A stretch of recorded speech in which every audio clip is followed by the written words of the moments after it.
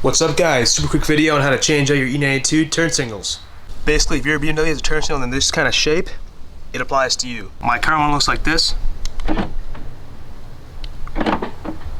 All you gotta do is push back on it, kind of toward the rear of the car, and then it just kind of pops out like so.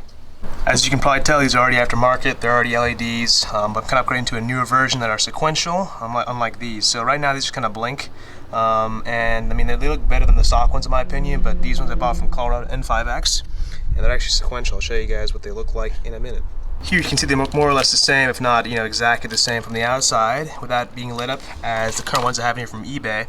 But when they're plugged in, they make quite a lot of a different look a lot nicer, I think.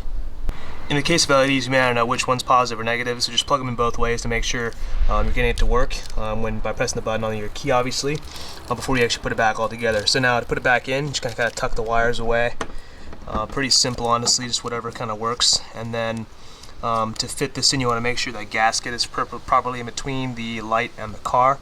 We kind of want to push in toward the rear of the car so that we can get this tab over here to snap into place.